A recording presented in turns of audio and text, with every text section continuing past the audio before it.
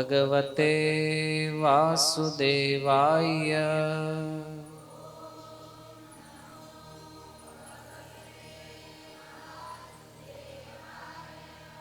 ઓમ નમો ભગવતે વાસુદેવાય.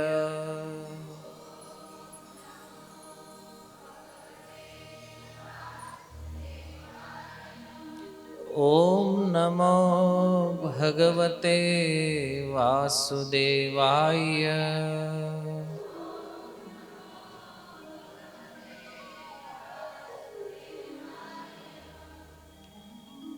હરે કૃષ્ણ હરે કૃષ્ણ હરે કૃષ્ણ કૃષ્ણ કૃષ્ણ હરે હરે, હરે રામ રામ રામ હરે હરે. સ્વાગતમ ઉપસ્થિત સર્વ શ્રોતાગણ, વૈષ્ણવજન એવં મહાનુભાવો. આજે સત્સંગ અર્થે આપણે સૌ અહીંયા એકત્ર થયા છીએ.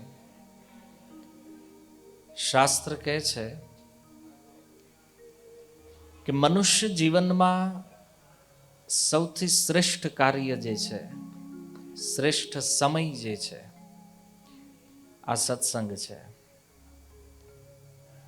જીવનમાં જેટલો ટાઈમ ભગવાનના નામ રૂપ ગુણ લીલાને સાંભળવામાં, ગાવામાં વ્યતીત થાય, આ સમય વાસ્તવમાં આપણે જીવ્યા છીએ. આ ઉત્તમ સમય છે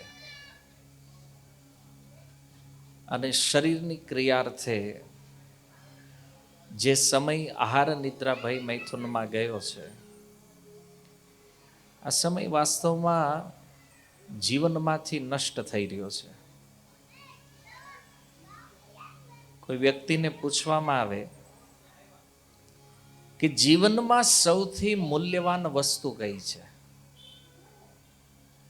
સૌથી મૂલ્યવાન વસ્તુ, તો એ છે સમય. 1 મિનિટ પહેલાનો જે સમય ગયો એને અનંત સંપત્તિ આપ્યા પછી પણ આપણે પાછો ન લાવી શકીએ. તો એક પ્રશ્ન થાય કે સમય તો મૂલ્યવાન છે, અને આવું આપણે બધાએ સાંભળ્યું પણ છે કે સમય મૂલ્યવાન છે, પણ પ્રશ્ન એ છે કયો સમય. તમે જો આપણા શાસ્ત્ર અનુસાર 84 લાખ પ્રકારના શરીરો છે. અમુક પાણીમાં રહેવા વાળા છે, અમુક વનસ્પતિના શરીરમાં છે, અમુક કીટ પતંગ, અમુક પશુ પક્ષી, મનુષ્ય. તો સમય બધા શરીરોમાં છે. કોઈ પશુ પણ જીવે છે, વનસ્પતિઓ પણ જીવે છે, કૃમિઓ, કીટ પતંગ ઇત્યાદિ એનું પણ જીવન છે. તો સમય બધા પાસે છે અને લોકો એ જાણે પણ છે કે સમયથી વધારે મૂલ્યવાન વસ્તુ આ સંસારમાં કોઈ નથી. પણ પ્રશ્ન એ છે કયો સમય. પશુઓના જીવનમાં વ્યતીત થયો એ સમય, પક્ષીઓના શરીરમાં વ્યતીત કર્યો એ સમય, જળચરના શરીરોનો સમય, કૃમિઓનો સમય, કયો સમય? તો કે છે મનુષ્ય જીવનનો જે સમય છે આ દુર્લભ છે. શાસ્ત્ર કહે છે દુર્લભ મનુષ્ય જીવન છે. દુર્લભમ માનુષમ જન્મ, અને એમાં પણ દુર્લભ છે સત્સંગ. જો કેવલ મનુષ્ય બની જવું એનાથી કોઈ એવું નથી કે આપણું સુખ સૌભાગ્ય આપણે પર્યાપ્ત થયા છીએ. કેટલા મનુષ્યો સંસારમાં છે એવું કહે છે કે ભગવાન શું છે અમને ખબર જ નથી, ભજન શું છે, ભક્તિ શું છે ખબર જ નથી. બસ સવારે ઉઠે છે, આખો દિવસ કામ કરે છે, ખાઈ પીને હોઈ જાય, પાછા જાગે, એક દિવસ મરી જાય છે. એક રૂટીન એનું કમ્પ્લીટ ચાલે છે. આ પણ મનુષ્ય છે. અમુક લોકો સમાજ વ્યવહાર માટે ખૂબ સરસ આયોજનો કરે છે, સરસ સમય આપી રહ્યા છે બીજાની સેવા કરવા માટે. એને એવું લાગે છે કે અમે વધારે ઉત્તમ જીવી રહ્યા છીએ, જે સેવાભાવી લોકો છે. અને અમુક લોકો પોતાના સ્વાર્થને છોડી અને કોઈ અન્ય વ્યક્તિ માટે પોતાનું જીવન આપે છે. કોઈ મોટા મોટા જે લીડરો છે, પોતાના સુખનો ત્યાગ કર્યો છે સમાજના સુખ માટે.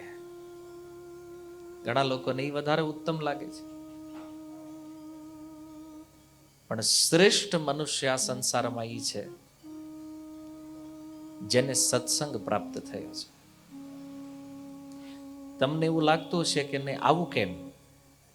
સત્સંગ વાળો વ્યક્તિ શ્રેષ્ઠ કેમ છે?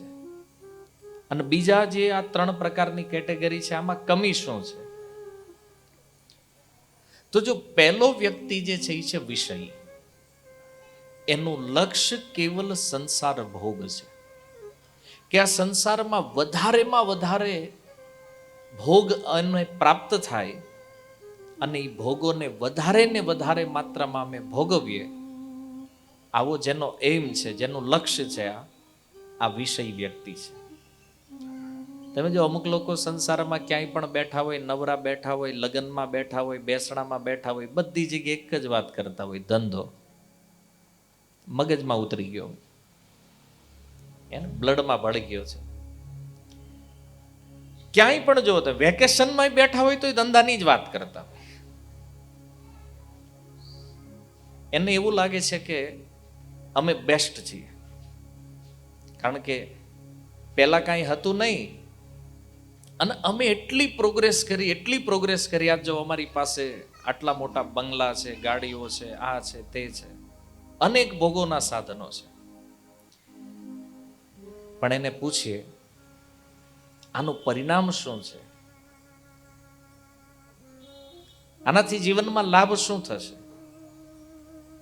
એને ખબર, એને એટલી ખબર છે કે બસ મારે ધંધો કરવાનો છે અને દુનિયાની સારામાં સારી ફેસિલિટી મારે પ્રાપ્ત કરવાની છે, અને કરી પણ લે છે. આજકાલ જુઓ તમે, આર્થિક વિકાસ કેટલો થયો છે, ધનની આજ કોઈ કમી નથી કોઈની પાસે.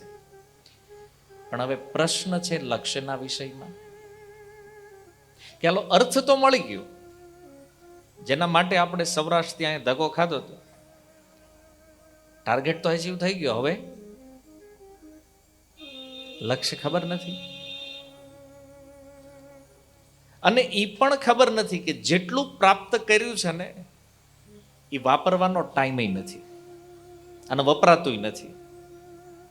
તમે આખું લિસ્ટ તમે જે અત્યાર સુધીમાં એચિવમેન્ટ કર્યું છે એમાં થોડું લખીને એક આમ રિપોર્ટ તૈયાર કરો કે તમે તમારા પોતાના માટે કેટલું કર્યું છે, અથવા કેટલી જરૂરિયાત હતી, કેટલું વાપરી ગયા છો તમે. આપણે એને પૂછીએ કે તમારી રિક્વાયરમેન્ટ તો બહુ ઓછી છે, કારણ કે આ 6 ફૂટનું શરીર, ભોગની કેપેસિટી બહુ લિમિટ છે, આમાં ભાઈ બહુ લિમિટેશન છે. કારણ એક સિદ્ધાંત છે કે સુખ પણ જ્યારે અતિ માત્રામાં થઈ જાય ને ત્યારે એનો આનંદ વયો જાય. બહુ વધારે આપણને ઘણાને એમ હોય ને કે બહુ મળે પછી એનો આનંદ સમાપ્ત થઈ જાય. એક એક્ઝામ્પલ તમને આપું. તમને ગુલાબજામુન બહુ ભાવે, જમવા માટે બેસાડે ને પહેલું ગુલાબજામુન આપે તો મનમાં એમ થાય કે હજી 2-4 મળે ને તો મજા આવી જાય. વળી પીરસવા આવે, બીજા 2 મૂકે, 2 ખાઈ લે, વળી એમ થાય કે ઓર પાછા 2 મૂકે, 5 થયા ને,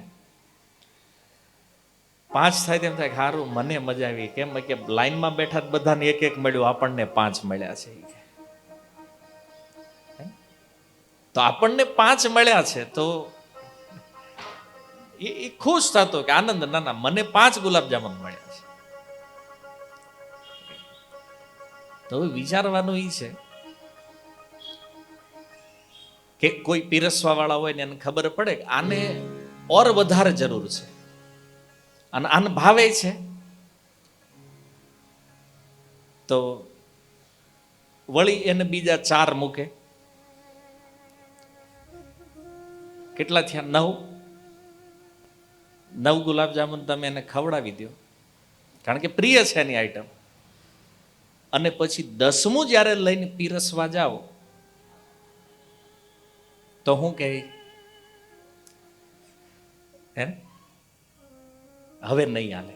પણ આપણે કે આ તો તારી પ્રિય વસ્તુ છે, તને બહુ ભાવે, એ બધી વાત સાચી, પણ હવે એ કઈ હાલે એમ નથી. નહીં, આમાં ટેસ્ટ સારો છે, તમને આનો સ્વાદ ગમે છે, બોલે આ 10મું જે છે ને ગુલાબજામુન, આમાં ટેસ્ટ પછી ન આવે. આવું કદાચ તમારી હારે ક્યાંક થયું હોય, તમને કોઈ વસ્તુ બહુ ભાવે છે અને કોઈ આપતા ગયા અને જે લાસ્ટ મતલબ જેમાં તેમ નક્કી કર્યું કે અમારે હાલે એમ જ નથી, અને તમને પરાણે આપ્યું, તમે એને પ્લેટમાં જૂઠું મૂકી શકો એમ નથી, અને એ વસ્તુ તમે ગ્રહણ કરો, હૃદય ઉપર હાથ રાખીને કહો કે આમાં સ્વાદ કેવો આવે. ગુલાબજામુન હોય ને તો એમ લાગે આમાં ખાંડ નાખી જ નથી એમ. તો એ જે તપેલું હતું, તમે જ્યારે પહેલું ગુલાબજામુન લીધું ને એમાં જે સ્વાદ હતો ને, એ જ સ્વાદ ક્યાં છે? આ 10મા નંબરમાં. સેમ વસ્તુ છે, પણ એ 10મી વસ્તુ જ્યારે ગ્રહણ કરો છો ત્યારે એમાં સ્વાદ હોતો નથી. અને આવો અનુભવ આપણને બધાને થયો છે. કેમ નથી? સ્વાદ ક્યાં ગયો છે? એટલા માટે અતિ કોઈ પણ વસ્તુ, શાસ્ત્ર એટલે કે અતિ સર્વત્ર વર્જેત. કોઈ પણ વસ્તુ જ્યારે અતિ થઈ જાય ને તો એનું સુખ જે છે ને એ નષ્ટ થઈ જાય, એનો આનંદ જે છે ને એ નષ્ટ થઈ જાય. અને એટલા માટે સંસારની અંદર જે કેવલ વિષય ભોગોને પ્રાપ્ત કરવામાં લાગ્યા છે, બસ સવારે ઉઠવાનું છે, જવાનું ઓફિસ, સાંજે આવ્યા, ખાઈ પીને હોઈ ગયા, વળી સવારે જાગ્યા, ને આ ક્રમમાં જેની જિંદગી પૂરી થઈ છે, આને ખબર નથી જીવનનું લક્ષ્ય શું છે, એને મનુષ્ય શું કામ બનાવવામાં આવ્યો છે. અને એણે જે એચિવમેન્ટ કરી લીધું છે ને, એ ભોગવવાની એની કેપેસિટી પણ નથી, ક્ષમતા બહારનું છે. કારણ ધન કોઈની કેપેસિટી નક્કી નહીં કરે. શું કામ?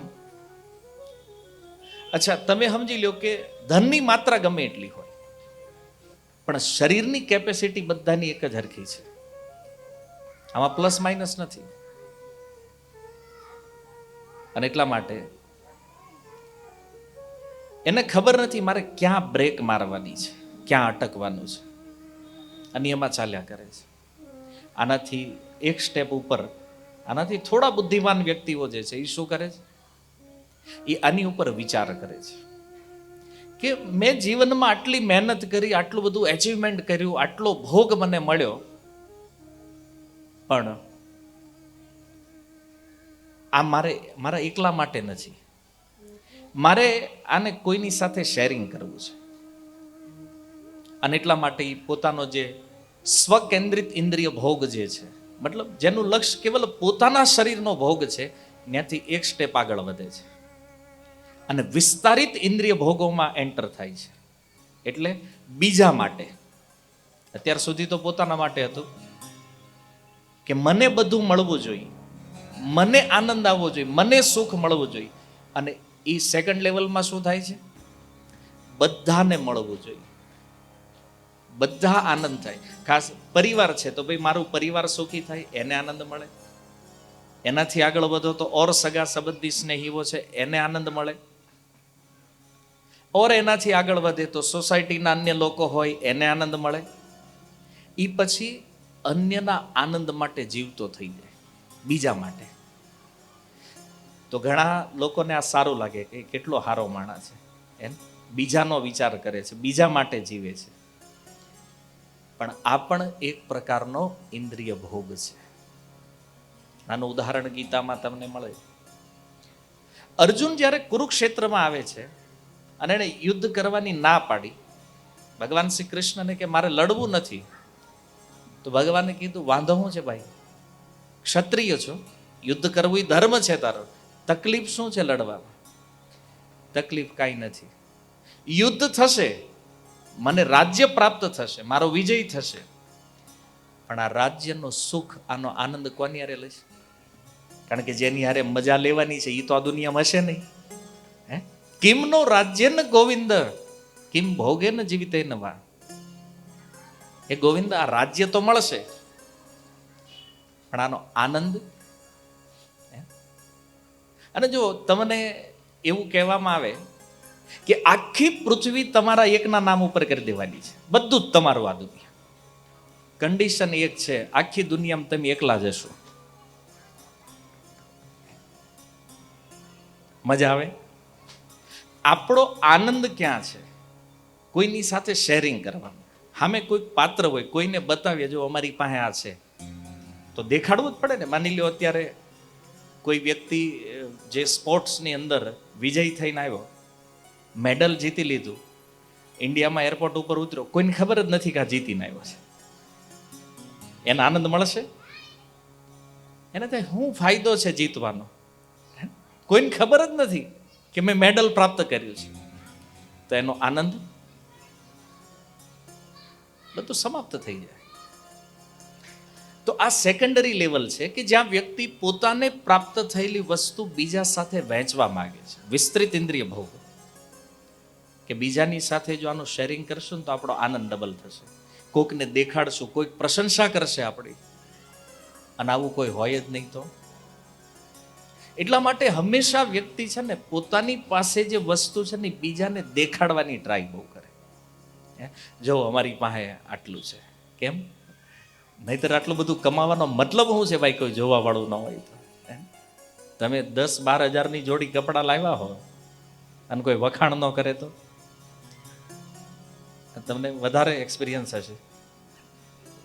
લગ્ન હોય ને બહુ ખર્ચો કર્યો હોય, 25-30 હજારની એક સાડી લીધી હોય ને કોઈ પૂછે જ નહીં કે આ કેટલાની છે, તેમ થાય યાર ખોટું લેવાઈ ગયું લાગે, થાય ને. જો જ્ઞાન તો આપણી આસપાસ છે પણ આપણે એનો ખાલી અનુભવ લેવાનો છે કે ગમે એટલા પૈસા આપણા છે, પૈસા આપણે ખર્ચો કર્યો છે, પણ જ્યાં સુધી બીજા પ્રશંસા ન કરે ત્યાં સુધી એ વસ્તુનો આનંદ આવતો નથી. આવું થાય ને કે એકલા એકલા આનંદ લીધો જ ક્યારે? આમ કબાટ ખોલીને ઉભા રહે ને ઓહો આટલી બધી હાડી, વાહ, આમાં આપણે આનંદ નથી લેતા. એ કોકને કહીએ, કોઈને બતાવીએ તો એમાં આનંદની માત્રા વધે. અને આનાથી એક સ્ટેપ આગળ ત્રીજા કેટેગરીના જે વ્યક્તિઓ છે સંસારમાં, એ થર્ડ કેટેગરી છે જે પોતાના માટે કાંઈ નથી કરતા. જેને આપણે કોઈ ઘણીવાર લોકો કહેતા અમે આ કામ છે ને નિષ્કામ ભાવથી કરીએ છીએ, નિસ્વાર્થ ભાવથી કરીએ છીએ. એના પોતાનો કોઈ ભોગનો હેતુ નથી, કોઈ ઉદ્દેશ્ય નથી. પોતાના સુખ આનંદને છોડી અને બીજા માટે કામ કરતા હોય આવા લોકો જે છે, જે સામાજિક લીડરો હોય, પોતાના બધા સુખ છોડી દીધા. શું કામ? બીજાને સુખી કરવા માટે. ગાંધીજી ખાલી ધોતી પહેરીને આટા મારી આખા દેશમાં. શું કામ? દેશવાસીઓને સુખી કરવા. એવા ઘણા ઘણા લીડરો થયા ભારતની અંદર જેણે પોતાના સુખનો ત્યાગ કર્યો બીજા માટે. આપણને એ સારું લાગ્યું. એના વાત તો સારી છે. પોતાના સુખ શાંતિ બધાને છોડી દીધું છે એવા લોકો માટે જેને એ ઓળખતા પણ નથી. ગાંધીજી આખા દેશને નહોતા ઓળખતા, પણ એને ભારત માટે આ બધું છોડ્યું. પરિણામ શું આવ્યું? ગોળી મારી દીધી કોઈ. સંતુષ્ટિ નહોતી એના કામથી, તો મૃત્યુ આવું થયું છે. આને પણ લોકો માને છે કે આ સારું છે. ને ઘણીવાર આ કેટેગરીમાં સેવાવાળા લોકો પણ આવે છે. ઘણીવાર આપણે જોઈએ કોઈ અન્ન ક્ષેત્રો ચલાવતા હોય, ભૂખ્યાને ભોજન આપતા હોય, વાત સારી છે, પણ આ ભક્તિ નથી. આપણે એને કહીએ તમે ભજન કરો ને, ના ના અમે આ કરવી છે ને બરાબર છે. પોતપોતાના સેવાના જે માધ્યમો ખોલી દીધા છે બધાએ, અને એમાં એવું માનતો અમે કોઈ સ્વાર્થ વગર સેવા કરીએ છીએ, તોય તમે અમારી સેવાને કેમ ના પાડો છો? તો જો અહીંયા એક સિદ્ધાંતી છે કે સંસારમાં તમે કોઈની પણ કેટલી પણ સેવા કરો, જ્યાં સુધી સેવાના કેન્દ્રમાં ભગવાન નથી ત્યાં સુધી આ સંસારની બધી જ સેવા જે છે એ ઇન્દ્રિય ભોગ છે. કારણ કે ભગવાન જ્યાં સુધી કેન્દ્રમાં નથી અને તમે કાંઈ પણ કરો છો, આ બધું સ્વતઃ ઇન્દ્રિય ભોગનો જ એક હિસ્સો થઈ જાય છે. અને એટલા માટે જે ભગવાનની સેવા નથી કરતા એને માયાના સેવકોની સેવા કરવી પડે છે. આ જેટલા જેટલા લોકો સેવા કરવા માટે નીકળ્યા છે એ બધા કોની સેવા કરે છે? એવા લોકોની જે ઓલરેડી માયાની સેવા કરે છે. તો માયાના સેવકોની સેવા કોને કરવી પડે છે? જે નિષ્કામ ભાવથી નીકળી ગયા છે પણ જેનું કેન્દ્ર બિંદુ ભગવાન નથી. એટલે ભગવદ્ ગીતા કહે છે કે આ સંસારમાં કોઈ પણ કર્મનું કેન્દ્ર જે છે ને એ કૃષ્ણ હોવા જોઈએ. વિષ્ણુ પ્રીત્યર્થે યજ્ઞ, ભગવદ્ ગીતા અધ્યાય 3. કોઈ પણ કર્મ જ્યાં સુધી ભગવાન માટે નથી, આ કર્મ ક્યારેય સુખ, શાંતિ કે આનંદ ન આપી શકે.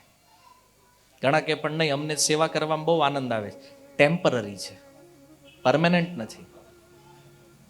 થોડો સમય માટે એ સારું લાગે અને પછી એની સેવા જે છે ને એમ થાય કે હવે આ બધું બંધ કરી દેવું છે, આ સારું નથી, આમાં મજા નથી. કારણ ભગવાનનું સ્વરૂપ છે સત ચિત્ત આનંદમય. અને જ્યાં સુધી ભગવાન સાથે કનેક્શન ન બને ત્યાં સુધી સંસારમાં કોઈ પણ સુખ કે આનંદ પ્રાપ્ત કરી શકે નહીં. ગમે એટલા સારા કાર્યો કરી લ્યો, હજારો હજારો અન્નક્ષેત્ર ખોલી લ્યો, આનાથી કાંઈ ફાયદો નથી થવાનો. હા, એનો અર્થ એવો નથી કે ભૂખ્યા લોકોને ભોજન ન આપવું જોઈએ. આપો.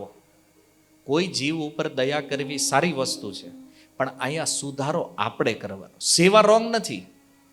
ભૂખ્યાને ભોજન આપવું, કપડાં નથી એને કપડાં આપવા, દવા નથી એને દવા આપો, કોઈની સેવા કરો, સારી વસ્તુ છે.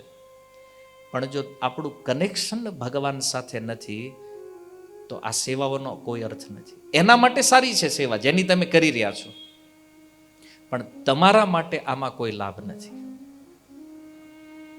એટલા માટે ભગવદ્ ગીતા કહે છે કોઈ પણ કર્મનું કેન્દ્ર ભગવાન હોવા જોઈએ. તો આ કર્મ જે છે ને બંધનથી મુક્ત કરે છે.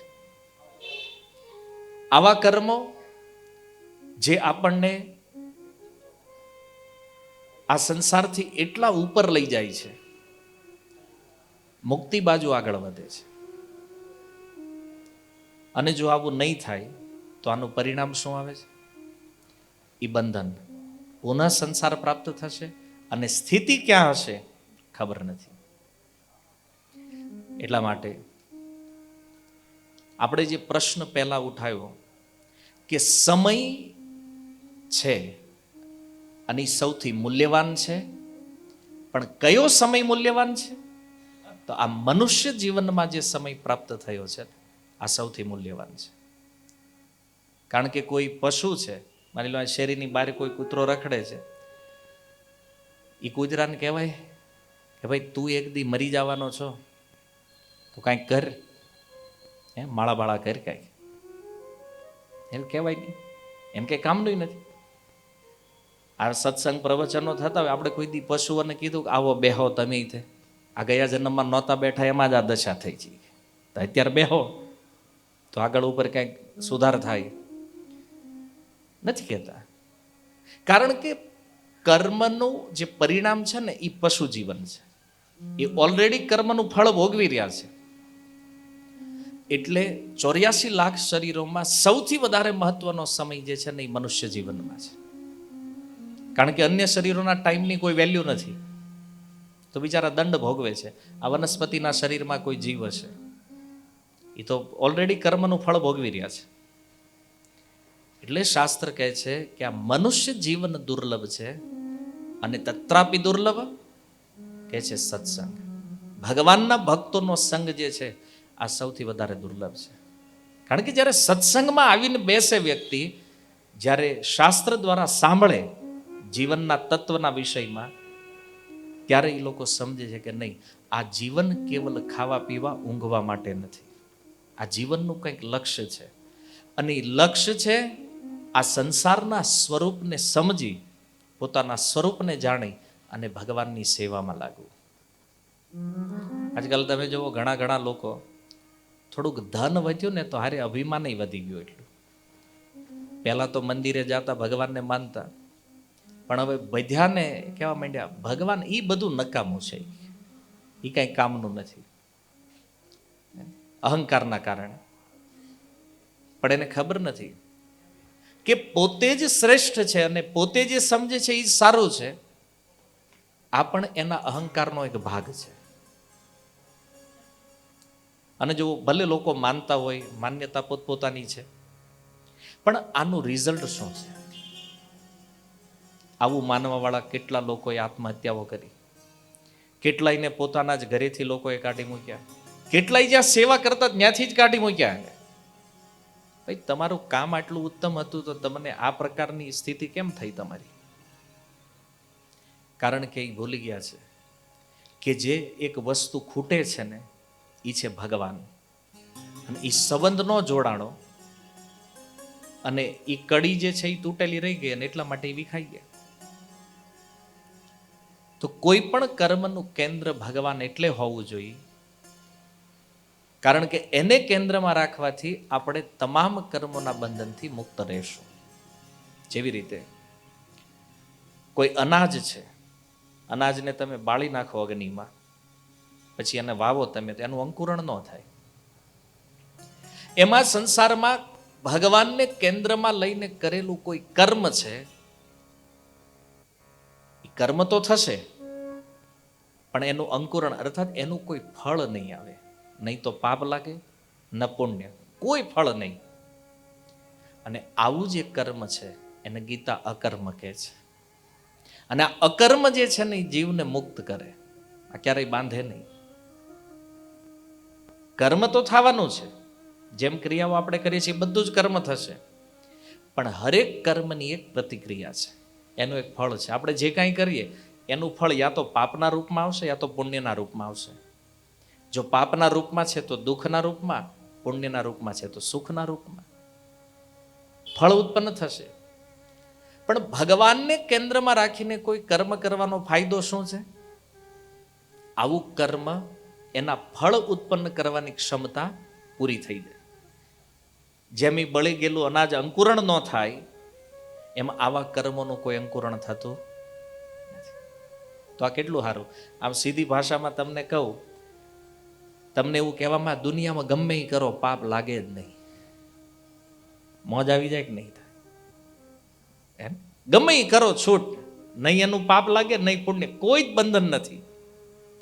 અને આ ફેસિલિટી છે. આજ સુધી આપણે વિચારતા હતા કે નહીં કાંઈક કરશું તો કંઈક ભોગવવું પડશે. પણ જો આપણે બે જ કર્મને જાણીએ છીએ, એક પાપ એક પુણ્ય, એક ત્રીજું કર્મ પણ ગીતામાં ભગવાને કીધું, એ છે અકર્મ, જેનું કોઈ ફળ હોતું નથી. અને આની ટેકનિક જેને ફાવી ગઈ એને પછી વાંધો નથી. આવો વ્યક્તિ કોઈ પણ કર્મ કરે સંસારમાં. અર્જુન જોઈ લો, એનું એક્ઝામ્પલ છે. જ્યારે ભગવાન કૃષ્ણથી આ ઉપદેશ અર્જુને સાંભળ્યો, ભગવદ્ ગીતા, અને પછી એણે મહાભારત યુદ્ધ લડ્યું. અને મહાભારત યુદ્ધમાં એણે લાખો લાખો સૈનિકોનો વધ કર્યો છે, છતાં અર્જુનને પાપ લાગ્યું નથી. કર્મનું કોઈ બંધન નથી. આ ટેકનિક શીખવાની છે. આના ક્યાંથી શીખવા મળે? જો સત્સંગમાં જતા હોય તો. હવે કોઈને એમ થાય ઘરે બેઠા બેઠા શીખી જવું, તો એ તો પોસિબલ નથી.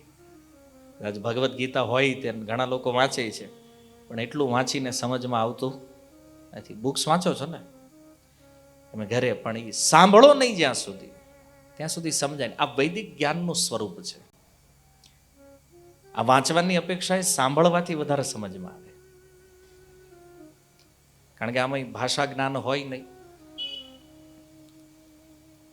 તો જ્યારે આ સંસારના સ્વરૂપને સમજી અને આપણે કોઈ કાર્ય કરીએ ને, તો એ કાર્ય સહી દિશામાં થાય. જો સંસારના સ્વરૂપને આપણે સમજતા જ નથી કે અહીંયાની આ વસ્તુઓ કેવી છે, આ સ્વરૂપ કેવું છે, તો આ તો આડેધડ કાર્ય કરવા જેવું થાય. માની લો તમને ગાડી આપી દીધી ફૂલ ટેકનોલોજી વાળી અને કીધું ચલાવો. તમે સાયકલથી ઉપર કાંઈ હાંક્યું નથી કોઈ દી, અને તમને સીધા જ મર્સિડીઝ BMW બેહારી દે, પછી કે આને ચલાવો, કેવી ચલાવે ગાડી? એને ગમે એમાં આડેધડ ગમે એમ ચલાવશે, એને ખબર નથી રાઈટ શું છે, રોંગ શું છે. એમ જે વ્યક્તિ સંસારના સ્વરૂપને સમજ્યો નથી અને એને કહેવામાં આવે કે તમે કર્મ કરો, આજ લોકોને કહીએ ગીતાનો ઉપદેશ શું છે, કહે છે કર્મ કરો. તેને પૂછો કર્મ શું છે, એ ખબર નથી. મોટા ભાગના લોકો માટે કર્મ ધંધો છે. કોઈને પણ પૂછો કર્મ એટલે શું ડેફિનેશન, તો કહે છે ધંધો. કર્મની બહુ ઊંડી વ્યાખ્યા છે ગીતામાં. આ સંસારમાં કાંઈ પણ કરીએ છીએ આપણે, આંખોથી જોવું એ પણ એક કર્મ છે, કાનથી સાંભળવું એ પણ એક કર્મ છે, મનથી વિચાર કરવો એ પણ કર્મ છે, અને શ્વાસ જે લઈએ છીએ એ પણ એક કર્મ છે. કર્મનો અર્થ ખાલી બિઝનેસ કરવો એ નથી, ખાલી મહેનત કરીને પૈસા કમાવો એ જ કર્મ છે એ નથી. હવે આપણને કર્મની વ્યાખ્યા ખબર નથી, તો વિચાર કરો એ કર્મ આપણે કરશું તો એ કેવું કરશું? આપણા મતે તો સારું હશે કે નહીં, અમે બહુ સારું કર્યું છે, પણ એક્સપર્ટ વ્યક્તિઓને પૂછો તો એ કહેશે કે આ કર્મ કેવું છે. અને એટલા માટે સૌથી પહેલા સંસારના સ્વરૂપને સમજવું જરૂરી છે. શું કામ? કારણ એ છે કે જ્યાં સુધી જીવનમાં આપણે ઠોકર ન ખાવી ને ત્યાં સુધી આપણને સમજ આવતી નથી. ત્યાં સુધી તેમ જ લાગે હું જે માનું છું, હું જે કરું છું એ બધું જ બરાબર છે. પણ ક્યારેક જીવનમાં અચાનક એવો ટર્નિંગ પોઈન્ટ આવે છે, ક્યારેક જીવનમાં એવી ઠોકર લાગે છે કે ત્યારે આપણું મન વિચારવા માટે મજબૂર બને છે. આવું કેમ? મારી સાથે આવું કેમ થયું છે? મેં કોઈનું ખરાબ કર્યું નથી તો મારું કેમ આવું થઈ ગયું? લોકો અલગ અલગ પ્રકારના વિચારોમાં લાગે છે. અને ખાસ કરીને કાંઈ ન થયું હોય તો મૃત્યુ, જ્યારે ઘરમાં કોઈ સ્વજનનું મૃત્યુ થાય ત્યારે પણ આપણા મનમાં વિચાર આવે, આ વ્યક્તિ તો ગયા છે, એક દિવસ જવાનું તો આપણે છે. અને જો આ ઓપન જ્ઞાન છે, ઓપન નોલેજ છે, ભારત વર્ષમાં કે વિદેશમાં કોઈ પણ ધર્મ, કોઈ પણ જાતિનો કોઈ પણ વ્યક્તિ હોય એ બધાને પૂછો, આટલું જ્ઞાન તો બધાને છે કે એક દિવસ આપણે જવાનું છે. બધા જાણે છે કે નહીં? કોને નથી ખબર મરવાનું છે? ભાઈ બધાને ખબર છે. તો જ્ઞાની તો તમે છો જ. એવું તો નથી કે આપણી પાસે જ્ઞાન નથી. આ બધા લોકો જાણે છે કે એક દિવસ જવાનું. વાત નવી નથી, યાદ કોઈ રાખતા નથી, ભૂલી જવાય છે કે આપણે જવાનું છે.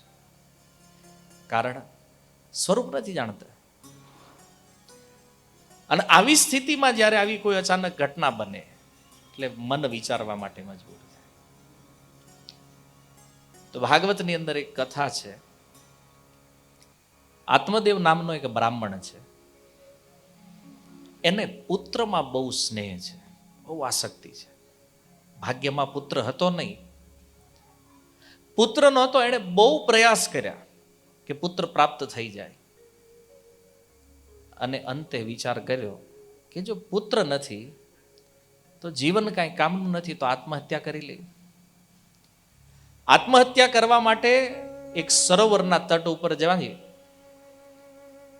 અને સરોવરના તટ ઉપર જઈને નક્કી કરે કે પુત્ર વગરનું જીવન કેટલું રસ વગરનું છે, આના કરતા મૃત્યુ ઉત્તમ છે. અને એમાં એક સંન્યાસી અને ત્યાં મળે છે. થોડોક સત્સંગ કર્યો અને એને સમજાવ્યું કે ભાઈ આ આસક્તિ જે પુત્રની છે ને આ છોડી દે, ઠીક નથી. જો આ સંસારમાં દુઃખ જે છે ને એ આસક્તિના કારણે છે. આસક્તિ, એટેચમેન્ટ. કોઈ પણ વ્યક્તિ કે વસ્તુમાં જ્યારે આપણું એટેચમેન્ટ, આપણી આસક્તિ બહુ થઈ જાય ને એટલે આપણું દુઃખ પ્રારંભ થાય. અને જેને આસક્તિ નથી એને આ સંસારમાં કોઈ દુઃખી કરીએ કે દુઃખી જ થાય જે આસક્ત છે. ઘણીવાર આપણે સત્સંગમાં સાંભળતા હોય, ક્યારેક ક્યારેક વક્તાઓ કહેતા હોય ધન બહુ દુઃખી કરે છે. ધન હું કામ દુઃખી કરે ભાઈ? એના હાથ પગ છે, એનું મોઢું છે એમ તો કે ધન દુખી, ધન નહીં, ધનની આસક્તિ. અને એટલે શાસ્ત્ર છોડવાનું શું કહે છે? ધન છોડી દેવું જોઈએ. આ ક્યાંય નથી લખ્યું. અર્જુનને તો છોડી દેવું તું બિચારા, યુદ્ધ નહોતું કરવું. એ ભગવાને કીધું રાજ્ય મળશે, અર્જુન કે નથી જોતું, એમ જંગલમાં વયો જાય સંન્યાસી. ભગવાન કે સંન્યાસી નથી થવું, છાનમાનો રાજા બન્યો. ભગવદ્ ગીતા કહીને રાજા બનાવ્યો. જો ધન છોડવાની વસ્તુ હોત તો આને પકડીને રાજા હું કામ બનાવે? ધન નહીં. ક્લિયર શ્રીમદ ભાગવત વાંચો તમે, 18,000 શ્લોકોની અંદર ક્યાંય એવું નથી લખ્યું ધનનો ત્યાગ કરવો જોઈએ. ધનની જે આસક્તિ છે, ધનમાં જે એટેચમેન્ટ છે ને આપણો, એ આસક્તિ છોડવાની જરૂર છે. અને આસક્તિ છૂટે પછી પદાર્થને છોડવામાં કોઈ વાંધો આવે નહીં. કારણ કે આપણને બાંધવા વાળી વસ્તુ જે છે ને, એ ખાલી બે જ વસ્તુ છે, અહમ મમ, હું અને મારું. આ બે જ વસ્તુ. અને એટલા માટે ઋષભદેવ પોતાના પુત્રોને ઉપદેશ આપતા કહે છે કે હે પુત્રો, એક વસ્તુ જીવનમાં યાદ રાખો, મમ. આ મમ જે છે ને, આ જીવનમાં કોઈ દી આવવું જોઈએ નહીં. અને આ જો આવી ગયું તો બહુ મોટો ખતરો છે જીવનમાં. મારું. આની આસક્તિ જો છૂટી ગઈ તો સંસારમાં કોઈ બાંધી શકે નહીં.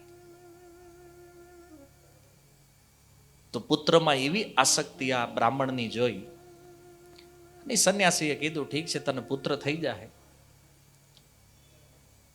અને પુત્ર થયા, 2 પુત્ર થયા, એક ધુંધુકારી અને એક ગૌકર્ણ. હવે આ બંને પુત્રોમાં અંતર શું થયું? ગૌકર્ણ જે છે એ સાધુના ફળથી ઉત્પન્ન થયેલો પુત્ર છે, સાધુના આશીર્વાદથી મહાન ભક્ત થયા. ગૌકર્ણો પંડિતો જ્ઞાની, ધુંધુકારી મહાખલ. અને આ ધુંધુકારી મહાદુષ્ટ વ્યક્તિ થયો. અને આ જ્યારે દુષ્ટ વ્યક્તિ થયો ત્યારે આત્મદેવને બહુ દુઃખ લાગ્યું છે. હવે જો વિચારવાની વાત એ છે કે પુત્ર બગડ્યો એટલે પિતા દુઃખી થઈ ગયા. અને આ સંસારમાં અત્યારે તમે જુઓ, કોઈના સંતાનો બગડે એટલે માતા પિતાને દુઃખ લાગે. લાગે છે કે નહીં? અને ક્યારેક ક્યારેક તો અમુક માતા પિતા એ પણ કહી દે કે આની કરતા ન હોત તો સારું હતું. તો યાદ કરો એના જન્મ પહેલા આ નહોતો જ, આપણે લાવ્યા જ પરાયણે. ધુંધુકારી જ્યારે બહુ દુઃખ દેવા માંડ્યો ને, બહુ દુષ્ટ થઈ ગયો ને, તો આત્મદેવના મુખેથી પણ શબ્દ નીકળ્યા કે આની કરતા આની માં વાંજણી રહી હોત તો સારું હતું. તો ઈદ હતી. આ આત્મહત્યાનું આખું તરકટ રચીના પુત્રને ઉત્પન્ન કર્યો તમે, અને આજે દુઃખ લાગે છે. તો પુત્ર બગડે એનું દુઃખ છે. અને રડતા રડતા એક દિવસ ગૌકર્ણજી પાસે આવે છે. ગૌકર્ણજી કહે છે, પિતાજી રડો છો કેમ? બોલે આ જો આ તારો ભાઈ, એને ઘરમાં વાસણ નથી રહેવા દીધા, એટલું વેચી નાખ્યું જ બધું. અને ગૌકર્ણજી એમને સમજાવતા કહે છે કે પિતાજી, અસારહ ખલુ સંસારો દુઃખ રૂપી વિમોહક. સંસારના સ્વરૂપને બતાવતા ગૌકર્ણજી આ સુંદર શ્લોક બોલ્યા છે. અસારહ, સૌથી પહેલું આ સંસારનું જે સ્વરૂપ છે ને બતાવતા કહે છે કે પિતાજી, આ સંસાર જે છે ને એ અસાર છે. અસારનો અર્થ છે કે આમાં કાંઈ સાર છે નહીં. તમને એમ લાગતું હોય કે નહીં નહીં, અહીંયા આપણે ખૂબ મહેનત કરીને ખૂબ મજા કરી, તમે ભલે કયો અસાર છે પણ આમાં કંઈક સાર તો છે. તો બહુ મહેનત કરીને આપણે ખૂબ ધન ભેગું કર્યું, અચાનક એક દિવસ મૃત્યુ આવે છે અને જેને જેને આપણે મારું બનાવ્યું છે ને, આ બધાથી આપણો સંબંધ તોડી નાખે છે એક ક્ષણમાં. કોઈ વિચારવાની વાત નહીં, કોઈ પ્રી નોટિસ નહીં. જે વસ્તુને આપણે કહેતા હતા મારી છે, ત્યાં સુધી આ શરીર પણ જેને માનતા હતા મારું છે, આ એક જ ઝટકામાં છોડાવી દે છે. જો સાર હોત તો એની ઉપર આપણો અધિકાર હોત, પણ આવું છે નહીં. અસાર એટલા માટે છે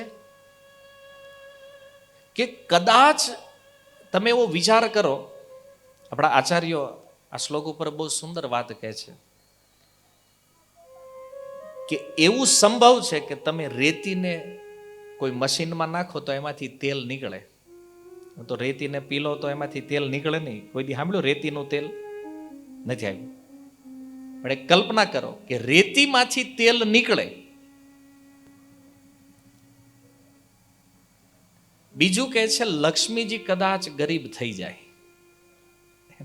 જે લક્ષ્મીની કૃપા માટે આખો સંસાર દોડે છે, એ લક્ષ્મી કદાચ ગરીબ થઈ જાય અને સૂર્યની ક્યારેક અંધારા હારે મીટિંગ થઈ જાય. આ બધી વસ્તુ અસંભવ છે, આવું થાય નહીં ક્યારેય. રેતીમાંથી કોઈ દી તેલ નીકળવાનું નથી, લક્ષ્મી કોઈ દી ગરીબ થવાના નથી, અને સૂર્યની ક્યારેય અંધકાર હારે મીટિંગ થવાની નથી. પણ આચાર્યો કહે છે તોય એકવાર માની લ્યો કે આ સંભવ છે, પણ આ સંસારમાંથી સુખ નીકળે આ ક્યારેય સંભવ નથી. વિચાર કરો, આ શાસ્ત્ર અહીંયા સુધી કહે છે અસંભવ પણ આ સંભવ થઈ જાય તોય સંસારમાં સુખ ક્યારેય સંભવ નથી. એટલા માટે આને કહે છે અસાર, ખલું સંસાર. આમાં કોઈ વસ્તુમાં સાર નથી. જેવી રીતે દૂધનો સાર છે ઘી. દૂધનું તમે પ્રોસેસ કરતા જાઓ, દૂધમાંથી દહીં બનાવો, દહીંમાંથી છાશ, છાશનું માખણ, માખણથી ઘી, એટલે ઘી સાર થઈ ગયું. કેમ ભાઈ ઘીનું કાંઈ ન થાય. આ એના તમે લાડવા, મોહનથાળ એ બધું બનાવી શકો, હે ને? પણ આમ ઘી જે છે ને એમાંથી એનું કંઈક મંથન કરો કે એને કંઈક કરો, એમાંથી કંઈ થાય નહીં ભાઈ. એટલે એ થઈ ગયું સાર. એમાં સંસારનો સાર યદી તમે શોધવા નીકળો તો એ છે દુઃખ. જીવોના દુઃખ માટે ભગવાને આ સંસારનું નિર્માણ કર્યું છે. અને ગીતામાં કીધું પણ દુઃખાલયમ અશાશ્વત. આ દુઃખરૂપ છે. અને બીજું સંસારનું સ્વરૂપ બતાવતા કહે છે વિમોહક. અહીંયા દુઃખ છે અને બીજું છે વિમોહ. આ છે ને મોહમાં નાખી દે તરત. આપણને ઘણું એમ થાય કે હવે આપણે ભગત થઈ ગયા, માળા બરાબર કરવા માંડ્યા, સત્સંગમાં જવા માંડ્યા, નહીં વાંધો આવે, ત્યાં કાંઈક દેખાય આ લેવું છે, હે ને? કોકનું જોઈ જાય, ઓલું મન જે ભગવાનમાં છે ને પાછું ડાયવર્ટ થાય, હે ને? મોહમાં. મોહનો અર્થ શું છે ખબર? જે ભાળો ને એને લેવાની ઈચ્છા. આ જોયું તો કે લેવું છે, આ છે મોહ. અને સંસારનો હરેક પદાર્થ મોહરૂપ છે ત્યાં સુધી કે વ્યક્તિ. કોઈ વ્યક્તિને જોઈને બહુ સુંદર હોય, રૂપાળા હોય, તેમ થાય કે ઓહો આ જોઈ છીએ આપણે. વસ્તુ, કોઈનો સારો ફોન જોયો, આનો ફોન સારો છે, આ લેવો. કોઈની સારી ગાડી જોઈ તો આ લેવું છે, કોઈની સારી હાડી જોઈ તો કે આ લેવી છે. જ્યાં જ્યાં મન દ્રષ્ટિપાત કરે છે, હરેક વસ્તુઓને પ્રાપ્ત કરવાની ઈચ્છા કરે છે. આ છે મોહ. આ સંસારનું સ્વરૂપ છે. અને આ વસ્તુને જે સમજી લે છે, આ બે વસ્તુ જે સંસારના ગુણ છે, એક તો દુઃખરૂપ અસાર છે અને બીજો મોહમાં નાખવા વાળું છે. આપણને ઘણા લોકો કહેતા હોય અમારે બધું છોડી દેવું છે, પણ છે ને હવે છૂટતું નથી, એવું કહેતા હોય. ઘણી વાર લોકો કે પ્રભુજી આ સત્સંગ, ભજન ને આ બધું અમને બહુ ગમે છે, પણ હું કરવી માયામાં પડ્યા છે. હા, એના એ સ્વીકારે કે અમે માયામાં પડ્યા છીએ. તો હવે પ્રશ્ન એ છે કે બહાર નીકળવા હાટું તાળું કોણે માર્યું છે? ક્યાંય લોક માર્યો છે કે માયામાં જ નહીં નીકળતા? એમ નથી. રિયલ સિદ્ધાંત શું છે ખબર છે? માયાએ આપણને નથી પકડ્યા, આપણે માયાને પકડી. આપણે એને છોડવા નથી માંગતા. માની લો આ થાંભલાને કોઈક પકડી લે ને એમ કે મને છોડાવો, કોઈ જોરથી પકડી લે આ થાંભલો અને બૂમ પાડે મને છોડાવો. કોઈ બુદ્ધિમાન આવીને કહે ને તું મૂકી દે, થાંભલાએ થોડી તને પકડ્યો, તે થાંભલાને પકડ્યો. એમ માયા આપણને નથી પકડતી, આપણે માયાને પકડી છે. હવે તમે અહીં નક્કી કરો કે હાલો આ બધું મૂકીને આપણે કાલથી ભજનમાં લાગવું છે. કોણ ના પાડવાળું છે ભાઈ? તો કે પણ ઘરવાળા ના પાડે છે. છોડી દો કે ભાઈ મારા નથી, ખાલી વાત સમજવા માટે કહો છો. વળી કાલ ઘરે જઈને કહે કે તમે અમારા નથી કે. શાસ્ત્રમાં બે પ્રકારની વાતો છે. એટલે વાત તો એક જ છે, પણ એક હોય છે વ્યવહારિક અને એક છે ભાવ. તો આસક્તિ જે છે ને એ ભાવનો વિષય છે. વ્યવહારિક રૂપ જે છે ને એનું અલગ છે. ભલે તમારી અંદર આસક્તિ નથી પણ રહેવું તો પડશે એ જ ઘરમાં. ભલે તમારામાં આસક્તિ નથી પણ વ્યવહાર તો એ જ કરવો પડશે જે સંસારમાં થઈ રહ્યો છે. તમારામાં આસક્તિ નથી તો પણ જેમ આચાર્યો કહે છે કમલ દલ, એને જેમ કમળનું પાંદડું જે છે આજીવન કાદવમાં રહે છે પણ કાદવ ક્યારેય એને સ્પર્શ થતો નથી. એમ કોઈ ભગવાનનો ભક્ત ભલે રે સંસારમાં, દેખાય આપણી જેવા, કાર્ય આપણી જેવા, પણ વાસ્તવિકતા એ છે કે સંસાર એને ક્યારેય સ્પર્શ કરતો નથી. કોને? જેની આસક્તિ છૂટી ગઈ છે. તો કહેવાનો અર્થ એ છે કે માયા જે છે ને આપણે છોડવાનો સંકલ્પ કરવો પડશે. હવે તમે એટલું જાણો છો કે માયામાં પડ્યા છે તો છૂટશો કેવી રીતે? તો કીધું તો ભગવાન છોડાવે તો મને પૂછે કેમ છોડે? માળા અમારે કરવાની છે પણ જેથી ભગવાન કરાવે ને તેથી. ઈમેલ આવશે તમારે કે ભાઈ તારે 5 વર્ષ બાકી રહ્યા જવાના, માળા ચાલુ કરી દે. ભગવાન કરાવશે મતલબ કઈ રીતે આવશે કહેવા તમને? કાંઈ અંદાજ છે? ફોન કરશે કે મેસેજ કરશે? નથી. ભજન નહીં કરવા માટે આ બધા બાના. શું કામ? કારણ કે આપણને જ ખબર નથી કે આપણે ક્યાં ઊભા છીએ. અને જ્યારે કાંઈ ખબર ન હોય ને એટલે અજ્ઞાનમાં સીધું એ કહી દે અમે માયામાં છે ને એટલે આ નથી થતું. આ તો એમાંથી નીકળવા હાટું જ આ કરવાનું છે. એ અમને ખબર છે કે તમે માયામાં છો, પણ તો નીકળશો કઈ રીતે? તો એના માટે જ ભગવાનનું ભજન છે. તો આ જે આસક્તિ છે ને, વિમોહ, જે આકર્ષણ સંસારનું છે, આને છોડવું પડશે. પણ એક પ્રશ્ન પાછો છે કે આકર્ષણ છૂટે કેમ? કારણ કે તમારો એક્સપિરિયન્સ છે કે ભક્તોને આકર્ષણ છોડવામાં ફાફા પડી જાય તો સામાન્ય વ્યક્તિ બિચારા ક્યાંથી મૂકી શકે? એમ મોટા મોટા ભક્તો માટે પણ આ અસંભવ છે. આ સાંસારિક આકર્ષણ જે છે તો સામાન્ય વ્યક્તિ માટે તો ઓર કઠિન છે. પણ જો આનો એક સીધો સરળ માર્ગ જે છે એ છે કૃષ્ણ કથા. આગળ ઉપર શ્લોક છે ભાગવતમાં, શૃણવતામ સ્વકથા કૃષ્ણ પુણ્ય શ્રવણ કીર્તન વિધુનોતિ સુયત સતામ. આ કથા જ્યારે કાનના માધ્યમથી હૃદયમાં જાય છે તો કે છે વિધુનોતિ, હૃદયને એવી રીતે શુદ્ધ કરે છે, સ્વચ્છ કરે છે કે ફરીથી કોઈ કચરો આમાં આવતો નથી. તો આ કથા એકમાત્ર માધ્યમ છે ચિત્તને શુદ્ધ કરે. સુતજી કહે છે કે એતસ્માત પરમ કિંચિત મન શુદ્ધેત ન વિદ્યતે. એ શૌનકજી સાંભળો, ચિત્તને શુદ્ધ કરવા માટે શ્રીમદ ભાગવતમ, ભગવાનની કથાથી શ્રેષ્ઠ સંસારમાં બીજું કાંઈ નથી. સાધનો અનેક છે અને લોકો કરે છે, પણ જેટલી ચિત્ત શુદ્ધિ આ ભગવત કથાથી થાય છે આટલી અન્ય કોઈ સાધનોથી થતી નથી. સૂતજીનું વચન છે. અને એટલા માટે જેને જેને એવું લાગે છે કે આ સાંસારિક આકર્ષણોથી બચવું છે, એને આકર્ષણ ક્યાં લગાવવું પડે? ભગવાનમાં. કારણ કે તમે સંસારને તો છોડી દો, પણ સામે જો ભગવાનને પકડો નહીં ને તો વળી પાછો સંસાર પકડમાં આવી જાય. તો આપણે સંસાર છોડીએ છીએ તો સામે ભગવાનને પકડવા પડે. પણ મોટા ભાગે આ સંસારમાં શું થાય છે ખબર? લોકો સંસાર તો છોડી દે, અમને વૈરાગ્ય આવી ગયો છે, ઘરેથી નીકળી જાય, જંગલમાં વહી જાય, આશ્રમોમાં. સંસાર છૂટ્યો પણ ભગવાનને પકડ્યા નથી. અને એટલે આનું રિએક્શન શું થાય છે કે એ લોકો પાછા સંસારને પકડે છે. અને ફરીને જ્યારે એ સંસારને પકડે ને ત્યારે એની બહુ બદનામી થાય. સાધુ થઈ ગયા હોય, એમ લાલ કપડાં પહેરી લીધા હોય ને પછી જ્યારે સંસારમાં પડે, સમાજમાં આની સૌથી વધારે બદનામી થાય.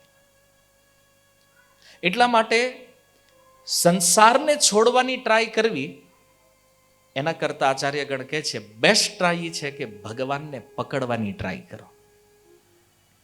જો ભગવાન પકડાઈ જાય તો સૌથી સારી વાત એ છે કે સંસાર ઓટોમેટિક છૂટી જાય. કારણ કે આપણી પાસે 2 હાથ છે. હવે તમને એમ કે તમે 2 હાથથી આ સ્પીકરને પકડ્યું છે, હવે તમને એમ કે તમારા લાઈટ પકડવાની છે તો આને છોડવું પડશે તો જ પકડાય. અથવા લાઈટને પકડી લેશો તો સ્પીકર ઓટોમેટિક છૂટી જાય. એમ ભગવાનને કોઈ પકડે તો સંસાર ઓટોમેટિક છૂટી જાય. પણ આપણે મહેનત ઊંધી દિશામાં કરીએ, આપણે સંસારને છોડવાની ટ્રાય કરીએ છીએ. તો ભગવાન કે પહેલા મને પકડ તો ખરો ભાઈ. એમ અને સંસારને છોડવાની ટ્રાય કરીએ છીએ, છોડતા નથી. સ્પીકર હાથમાં જ છે અને લાઇટ પાસે આંટા મારીએ છીએ, કદાચ પકડમાં આવી જાય. પણ સ્પીકર હેઠું ન મૂકો ત્યાં સુધી લાઇટ હાથમાં આવવાની નથી. એમ જ્યાં સુધી કૃષ્ણને નહીં પકડો ત્યાં સુધી સંસાર છૂટવાનો નથી. ભગવાનને પકડવા છે તો હરિ નામથી પકડાય છે.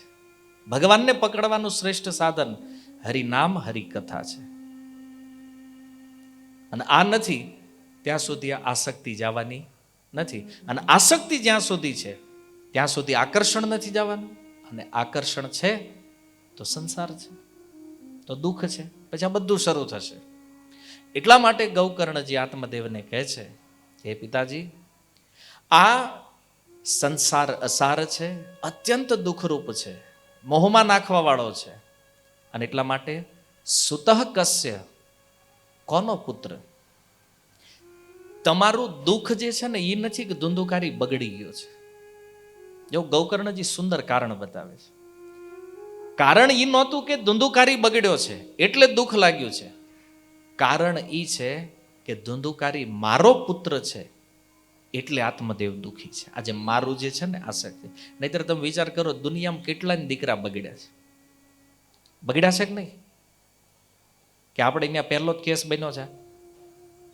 નથી. તમે જો સુરતની અંદર હજારો દીકરાઓ બગડ્યા છે, પણ એ બીજા કોઈ બગડ્યા ત્યારે આપણને દુઃખ લાગ્યું? માનો કે એક જ ઘરે રહેતા હોય આમ આડોશ પાડોશમાં, અને પાડોશીનો છોકરો દારૂ પીતો થઈ જાય, આપણને દુઃખ લાગે છે? આમ થોડું ઘણું ઘડીક થાય કે ભાઈ આ સારું નથી, પણ ભાઈ એનું રોજનું છે, પછી હાલે એમ. આપણે એટલા ચિંતિત નથી. પણ આપણો દીકરો પીવા માંડે તો દુઃખ લાગે ને? દુનિયામાં હજારો છોકરાઓ બગડ્યા ત્યારે દુઃખ ન લાગ્યું. આપણા ઘરે જે આવ્યો છે એ બગડ્યો ને ત્યારે દુઃખ લાગ્યું. શું કામ? કારણ કે માને છે એ મારો છે. તો કોઈ સંતાનને જ્યારે માની લઈએ છીએ કે આ મારો છે ને, દુઃખ એ મારાનું છે, બગડ્યો એનું નથી. બગડેલા દુનિયામાં લાખો છોકરા બગડેલા છે, તો ત્યાં તો આપણે આપણું દુઃખ વ્યક્ત નથી કરતા. એટલે ગૌકર્ણજી આ પ્રશ્ન કર્યો, સુતઃ કસ્ય, પિતાજી કોનો પુત્ર? ધનમ કસ્ય, તમે કહો છો એને બધું વાપરી નાખ્યું, કોનું ધન છે? સ્નેહવા જ્વલતે અનિશમ, એ પિતાજી આજે આસક્તિ જે છે ને આ આપણને રાત દિવસ બાળે છે. આ ધનમાં ને પુત્રમાં જે છે ને મારો જે છે, આ મારું છે. આ ધન વયું ગયું, દુઃખ હું કામ? દુનિયામાં કેટલાયનું વયું ગયું છે. કોકના લઈને જ્યારે કોક ઉઠી જાય ને ત્યારે આપણને દુઃખ નથી લાગતું. આપણા જાય ને તઈ મોઢું જોવા જેવું હોય. અઠવાડિયું ખાવું નથી ભાવતું ભાઈ, એમ નથી જમતા. આપણા લઈને વહી ગયા હોય ત્યારે તઈ કોક પૂછે કેમ ભાઈ તક ગયા આપણા? હા, એ મારું ધન છે, હે ને, એટલે દુઃખ આવ્યું. બાકી કેટલાયના લઈને ઉઠી જાય કોક, ખાલી ન્યૂઝ વાંચી લે કે આના 100 કરોડ ગયા, એ તો થયા કરે કે આમ જ હોય બધું ધંધા. પાનું ફેરવી નાખીએ જ આપણે, એમાં દુઃખ નથી. પણ આપણું જ્યારે જાય છે ને ત્યારે દુઃખ લાગે છે. એટલે કે સ્નેહ, જ્યાં જ્યાં આપણો સ્નેહ થયો છે ને ત્યાંથી જ દુઃખ આવવાનું છે. એટલે તમે જુઓ, આ જગતમાં તમને દુઃખી કોઈ બીજા નથી કરતા. આપણને દુઃખી કોણ કરે છે? જ્યાં જ્યાં આપણો સ્નેહ છે, આપણો પ્રેમ છે. પાકિસ્તાન વાળા દુઃખી નથી કરતા આપણને, આ બાજુવાળા હક નથી લેવા દેતા. સાચું છે ખોટું છે? ખોટું હોય કહેજો ભાઈ, આ બરાબર નથી. આમ ભલાય બેઠા બેઠા લાગે કે એવડે ઈ ક્યારે આવ્યા, અહીં તમારી સોસાયટી મોટા વરા છે ભાઈ, હે ક્યારેક બંદૂક આયા કાઢી ખાલી કરો, એ નથી. જેને આપણે માનીએ છીએ ને એ એટલા દુઃખી નથી કરતા. દુઃખી આપણને આપણા જેટલા કરે છે ને એટલા બીજા નથી કરતા. કોઈ એમ કે કોઈ મને ગાળી દીધી તો ઓળખતો હોય જ દે ને. હા, ઓળખતો ન હોય દે કોઈ દી નથી દેતો. ઓલો કે મારું આ કોઈક લઈ ગયું તો ઓળખતો હોય જ લઈ જાય ને, કે બીજો કોઈ લઈ ગયો જાણ્યો ક્યારેય નથી લઈ જતો. જ્યાં જ્યાં આપણો સ્નેહ છે ને ત્યાંથી આપણને દુઃખ મળે છે. અને આ કેવું દુઃખ છે કે છે જ્વલતે અનિશમ. આ સ્નેહવાળું જે દુઃખ છે ને એ રાત દિવસ બાળે, રાત દિવસ. એવું નહીં કાલો ઘડીક થોડોક બ્રેક લાગી ગયો છે, એસી ઓફિસોમાં બેહારો ને તોય અંદરથી હળગતા હોય, બહાર ભલે હોળ ઉપર રાખીને હાંકતા હોય પણ અંદર બળતા હોય. આનું શું કરો તમે? એનું કારણ છે સ્નેહ. જો સ્નેહને સંસ્કૃતમાં છે ને ઘી પણ કહે છે. સ્નેહ, સ્નિગ્ધતા. ઘી તમે દીવામાં નાખો એટલે દીવો હળગે. તો કેટલું સુંદર ઉપમા આચાર્યોએ આપી છે. જ્યાં જ્યાં વ્યક્તિનો સ્નેહ લાગે છે ને એ બાળશે. આસક્તિ જ્યાં લાગી તો ત્યાં બળવાનું છે આપણે. અને એટલા માટે ગૌકર્ણજી કહે છે નચ ઇન્દ્રસ્ય સુખમ. એ પિતાજી, આ સંસારમાં ઇન્દ્રને પણ સુખ નથી. કિંચિન સુખમ ચક્રવર્તીના. અને ચક્રવર્તી રાજાઓને પણ સુખ નથી. તમે કહેશો ખરું આ બધું તો હવે કેમ સમજવું આપણે? એ કે ઇન્દ્રને આપણે ઓળખતા નથી, કોઈ જોયા નથી, અને આ ચક્રવર્તીને જોયા નથી. ચક્રવર્તી સમજો છે? આખી પૃથ્વીનો જે રાજા હોય ને એને ચક્રવર્તી કહે છે. હવે તમે જુઓ, અત્યારે બે દેશોમાં યુદ્ધ હાલે છે, રશિયા અને યુક્રેન. ચાલુ છે કે બંધ થઈ ગયું છે? ચાલુ છે. હવે આ રશિયા વાળાને જે બોર્ડર આપી હતી કે ભાઈ આ તમારો દેશ છે ને આ તમારે વહીવટ કરવાનો છે, એ ઓલાને હળી હું કામ કરવા જવું જોઈએ? બધા શાંતિથી જ બેઠા હતા. પણ હાવ ખોટે ખોટું ન્યાય એની હળી કરવા ગયા. નકર વિચાર કરો, એટલું મોટું રશિયા છે, પુતિન એક રાજા છે ને ત્યાંનો. તો યુક્રેન બિચારું નાનું એવું બાજુમાં હતું, એ બે પોતપોતાની બોર્ડર લઈને બેઠા હતા. જ્યાં જેની બોર્ડર છે નાન્યા હકણા બેઠા રહે, ક્યાંય યુદ્ધ થાય ખરું દુનિયામાં? પણ આટલા મોટા પદ ઉપર ગયા પછી તે હક કોને નહોતું? પુતિનને. એણે કઈ એના દેશવાસીઓને પૂછીને તો ચાલુ નહીં કર્યું હોય કે આપણે લડવા જવું છે કે નહીં. કોઈ પણ રાજા ગમે ત્યારે યુદ્ધનું એલાન કરી દે. ચાલો અત્યારના યુદ્ધ નહીં સમજમાં, પૂર્વના યુદ્ધ જોઈ લો. ઇતિહાસમાં જે યુદ્ધોની કથાઓ છે, શું કામ યુદ્ધ થયા છે? કોઈનું રાજ્ય લેવા માટે, ચક્રવર્તી બનવા માટે. આ સિકંદર જેવા નીકળ્યા, શું કામ નીકળ્યા? દુનિયા જીતવી, આખી દુનિયામાં. મરી ગયો બિચારો. નથી. અને બધું મળ્યા પછી સુખ નથી. ચક્રવર્તી રાજા જે છે એને પૂછો ભાઈ તમારે સુખ છે? તો કે આખી પૃથ્વી નામે છે, હવે ઇન્દ્ર બનવું છે. ઇન્દ્રને જઈને પૂછો ભાઈ તારે કેમ છે? તો ઇન્દ્ર કહે આમ કાંઈ વાંધો નથી, પણ એકવાર બ્રહ્મા બનવા મળે ને, એ પોસ્ટ મળી જાય ને તો મોજ આવી જાય. એટલે આમ તમે આમ વાહે જાવ તો તમે એવું ન માનતા કે આ બધું અહીંયા જ છે પ્રોબ્લેમ જે છે. અહીં બધી સિસ્ટમ તો એ જ છે. માની લો કોઈ વ્યક્તિ આવ્યા હતા ગામડેથી, એમ કે ભાઈ આપણે સુરત જાવીને મહિને લાખ રૂપિયા રળતા થઈ જાવ ને પછી વાંધો નહીં, આપણે કાંઈ કરવું નથી, મોજ કરવી છે. તો બિચારો પોગી ગયો લાખે, જોયું એની ઉપર સારું આપણીથી આગળ 10 લાખ વાળા છે. હાલ થોડીક મહેનત કરીશ ને તો ન્યા પોગી જાય.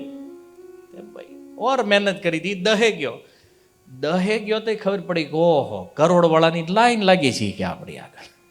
કારણ કે જે માણસ જે લેવલમાં હોય ને એને એ લેવલના જ માણસો મળે. પછી એનાથી આગળનું જોવે ને તો વિચાર કરે કે આનાથી આગળ તો ઓર લાઈન છે મોટી ભાઈ. એને થયું કહું થોડીક મહેનત કરી લેવી, જો ખાલી કરોડ થઈ જાય ને પછી શાંતિ લઈ લેવી છે, પછી કાંઈ કરવું જ નથી, વાંધો નહીં. ઓર મહેનત કરે 1 કરોડ એની પાસે થઈ ગયા. ત્યાં પહોંચે ને ત્યારે જોયું ઓ 100 કરોડ વાળા લાઈનમાં છે. 100 વાળાની લાઈન કે તારું અઘરું છે પણ હાલો ટ્રાય કરવી કે. હવે નહીં મળશે કે લેવલ એચીવ થાય કે નહીં થાય એનું કાંઈ નક્કી નથી, ટ્રાય કરવી કે આમાં. અને ટ્રાય કરતાં કરતાં ક્યારેક જીવન વચ્ચે પૂરું થઈ જાય. માની લો અમુક પોગી જાય પાછા ને. હવે હોય પોગે તો જો 1000 કરોડ વાળા આગળ છે, 1000 વાળા જોવે 5000 કરોડ વાળા, એ જોવે પછી આગળ આ ટાટા અંબાણી બિરલા ના બધા જોવે. અને એ જોવે તો એમ થાય કે વારું આખી દુનિયામાં આપણે પહેલા નંબર ઉપર. જો પછી ખાવા પીવાની વ્યવહારની માથાકૂટ ને પછી નંબરની માથાકૂટ છે. આ અંબાણી રાજદી માથાકૂટ છે નહીં કરે, પહેલો નંબર મારો વયો ન જાય નહીં, અને તોય ફરી જાય. ક્યારેક બિલ ગેટ્સ આગળ હતો, અત્યારે અંબાણી છે, ને વળી પાછો ક્યારેક બીજો બોલો ટેસ્લા વાળો એકવાર આવ્યો હતો, પછી આ બધું ફર્યા કરે આમના. પણ એ બધાની માથાકૂટ ખાલી નંબરની, એને કઈ ખાવાના ઘટે હે? તો આપણે જે પહેલા કીધું ભાઈ ભોગની ક્ષમતા એટલી છે, તો ભાઈ રોટલી તો આપણે 4 ખાતા હોય, એ કદાચ 4 બ્રેડ ખાતા હોય, એમાં કાંઈ લાંબુ અંતર નથી જતું. પછી આ માથાકૂટ, અને ત્યાંથી શરૂ થાય આ પછી ચક્રવર્તી ને ઇન્દ્ર ને પરમેષ્ઠી પદ ને, એટલે આનો કોઈ અંત નથી. અને અંત શું કામ નથી ખબર? કારણ કે આ બધું આસક્તિના કારણે છે, એટેચમેન્ટ જે છે નહીં. અને જ્યાં વ્યક્તિમાં સંતુષ્ટિ આવી, આસક્તિ છૂટી, એટલે એ જ લેવલે સુખી થઈ જાય. આ બધા લેવલમાં તમે એક વિચાર કરો કે 10,000 રૂપિયા મહિને કમાતો હોય એ અને બ્રહ્માના પદ ઉપર બેઠો જઈ, આ આખી લાઈનમાં સુખી કોણ છે? ઘણી વાર લોકો કહેતા હોય ગરીબ હોય ને એ સુખી હોય. જઈને પૂછો બિચારાને, એ ક્યાં રાજની મહેનત કરવી ભેગું નથી થતું ભલા માણા, અહીં સુખ ક્યાં છે? તો ગરીબ માણા બિચારો એ સુખમાં નથી. ઘણા થાય કે આ મીડિયમ વર્ગવાળા છે એ સુખી છે. એને પૂછો તા કે સૌથી વધારે મંદીની માર અમને જ પડે છે, મધ્યમ વર્ગ. હે ઓલા ઉપરવાળા તો તમારે તો વાંધો નહીં હોય ને, કેમ ફૂલ બેલેન્સ છે? તો ભાઈ બધું રેડી. આ છોકરા માનતા નથી કે કીધું ભાઈ, ઘરવાળા માનતા નથી, બામ બધું રેડી. તો કોઈના કોઈ લેવલમાં જે દુઃખ છે, ઇન્દ્રને જઈને પૂછો તારે શું વાંધો જ ભાઈ? એ કે ગમે ત્યારે ઓલા ચડાઈ કરે છે, આ છોડીને ભાગવું પડે જ ક્યારેક ક્યારેક. ભાઈ કથા છે ને ભાગવતમાં, કેટલી વાર સ્વર્ગ છોડીને ભાગવું પડ્યું દેવતાઓને. તો પ્રોબ્લેમ હરેક લેવલ ઉપર છે. તો આત્મદેવ કહે છે કે ગૌકર્ણ જો બધા જ લેવલમાં વાંધા છે તો પછી મારે તો હોય જ, એમાં શું વાંધો? કોઈ જ સુખી નથી આ સંસારમાં, બધા જ દુઃખી છે. તો કે છે નહીં પિતાજી, એક વ્યક્તિ સુખી છે. કોણ સુખી છે? કે છે સુખમ અસ્તિ વિરક્તસ્ય મુનિર એકાંત જીવીને. આ જગતમાં જે વિરક્ત છે, જેના અંદર વૈરાગ્ય છે, અને જે મુનિ છે, મુનિનો અર્થ જે મનનશીલ છે, જે હંમેશા આત્મચિંતન કરે છે, અને જે એકાંત જીવી છે. અચ્છા, એકાંત જીવીનો અર્થ શું છે? સુરત છોડીને ક્યાંક ડાંગમાં આવ્યું જવું, જંગલમાં, ગુફામાં. એકાંતનો અર્થ છે જેનો અંત એકમાં થયો છે, અર્થાત જેના વિચાર, જેની બુદ્ધિ, જેનું ચિત્ત એક ભગવાનમાં અંત થયું છે, આને કહે છે એકાંત જીવી. ભલે લાખો લોકોની વચ્ચે રહેતો હોય, પણ જેનું મન ભગવાનમાં લાગ્યું છે ને, આ એકાંત જીવી છે. અને ક્યાંક પહાડોની ટોચમાં જઈને બેઠા હોય, પણ ન્યાય તેનું મન જો ભગવાનમાં ન હોય તો એ એકાંત જીવી નથી. તો કે છે જે વિરક્ત છે, મુનિ છે, એકાંત જીવી જે છે, આ વ્યક્તિને સુખ છે. જેને કોઈ આસક્તિ નથી, જેનું કોઈ એટેચમેન્ટ નથી ને, આ વ્યક્તિ સંસારમાં સુખી છે. બાકી બધા દુઃખી છે. એકવાર એક રાજાએ દરબારમાં પ્રશ્ન કર્યો કે આપણા રાજ્યમાંથી કોઈ એવો વ્યક્તિ શોધીને લાવો જે સૌથી સુખી હોય. સૈનિકોને મોકલ્યા, બધા અલગ અલગ દિશાઓમાં ગયા, લોકોને પૂછવા માંડ્યા, કાંઈક ને કાંઈક પ્રોબ્લેમ બધા બતાવે. તો રાજાએ કીધેલું કે જે વ્યક્તિ તમને આપણા રાજ્યમાં સુખી દેખાય ને એનો કુર્તો લેતા આવજો. કુર્તો, એનો વસ્ત્ર લઈને આવજો. એટલે બધા સૈનિકો બિચારા એટલા બધા આમથી તેમ દોડે, આમથી તેમ દોડે, કોઈ જ સુખી નહીં.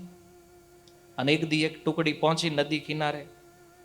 એક વાણ ચલાવવા વાળો વ્યક્તિ એને નાવમાં બેઠો બેઠો હલેસા મારે ને ગીત ગાય. સૈનિકોને થયું આ સુખી લાગે છે, તેને બોલાવ્યો, આવ્યો નજીક આવ્યો. એ કે તારે જીવનમાં કોઈ દુઃખ છે? એ કે ના. હાશ, એક માણા તો મળ્યો જેણે કીધું કે હું દુઃખી નથી. બાકી અત્યારે તમે પૂછો બધાને તો કાંઈક ને કાંઈક તો દુઃખ. આમ તો બધાને કયો કેમ છો, તો કે મજામાં. આમ થોડુંક ખંભે હાથ મૂકીને પૂછે સાચું મજામાં છે? ના ભાઈ, કેટલા દેવાના છે કે આને ક્યાં ખબર છે. આમ અસલી વાત તો પછી ચાલુ થાય, પણ આ પહેલા એ કહી દે કે ભાઈ મજામાં છીએ એમ. તો ઓલાને એમ કે આ ખોટું ખોટું નથી કહેતો ને. એટલે સૈનિકોએ કીધું કે ખરેખર તારા જીવનમાં કોઈ દુઃખ નથી? ઓલો કે કાંઈ જ દુઃખ નથી. તો એક કામ કરીને કુર્તો દે ને. ઓલો કે કુર્તો નથી એટલે સુખી છું. આ કુર્તો નથી કે મારી પાસે એટલે સુખી છું. કહેવાનો અર્થ એ છે કે વસ્તુ કે વ્યક્તિની આસક્તિ જે છે આપણા દુઃખનું કારણ છે. એટલે ગૌકર્ણજી કહે છે મુંચા જ્ઞાનમ પ્રજારૂપમ મોહતો નરકે ગતિ. માની લો આપણે મોહ રાખી અને આ સંસારમાં જીવતા રહીએ તો આનું પરિણામ શું આવે છે? તો પહેલા કીધું મુંચા જ્ઞાનમ પ્રજારૂપમ. આત્મદેવને કહે છે હે પિતાજી, આજે સંતાનની આસક્તિ જે છે ને આને તમે છોડી દો અને આ મોહ જે છે એનો ત્યાગ કરો. કેમ? કારણ કે મોહ જે છે ને એ નરકમાં લઈ જાય છે. અને એટલા માટે આ મોહથી બચવું બહુ જરૂરી છે. મોહ તો નરકે ગતિ નિષ્પતિષ્યતિ દેહોયમ સર્વ ત્યક્ત્વા વનમ વ્રજ. અને એટલા માટે આ પુત્રરૂપી આસક્તિનો ત્યાગ કરી અને ભગવાનના ભજનમાં લાગો. તો સત્ય વાત તો એ છે કે આપણી સ્થિતિ પણ કાંઈક ને કાંઈક તો આત્મદેવની સમાન છે. ક્યાંક ને ક્યાંક આપણી આસક્તિ લાગેલી છે. પણ ગૌકર્ણજીના 3 શ્લોકનો જે ઉપદેશ છે, આ ઉપદેશનો સાર એ છે કે આ મોહનો ત્યાગ કરી અને મતિ ભગવાનમાં લાગે એવું કંઈક કરવું જોઈએ.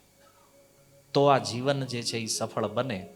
અને એના માટે 2 વસ્તુ સૌથી શ્રેષ્ઠ છે. એક છે હરિનામ અને બીજું છે હરિકથા. સત્સંગમાં જાઓ, ભગવાનની કથાઓનું શ્રવણ કરો અને ભગવાનના નામનું સ્મરણ કરો, જપ કરો, કીર્તન કરો. આ સરળ ઉપાય યદિ કોઈ વ્યક્તિ કરે છે તો નિશ્ચિત રૂપથી આ સંસારમાં એ બંધાતો નથી, સંતુષ્ટ રહે છે. અને માની લો કદાચ એ નરક ગયો પણ તો આવા વ્યક્તિને નરક પણ દુઃખી કરી શકે નહીં. જેની આસક્તિ નથી એને કોઈ દુઃખી ન કરી શકે. અને નરકનું દુઃખ શું છે? નરકનું દુઃખ આસક્તિ છે, એટેચમેન્ટ. એટલા માટે ગૌકર્ણજી કહે છે મોહ તો નરકે ગતિ. મોહ જે છે ને એ નરકમાં લઈ જવા વાળું છે.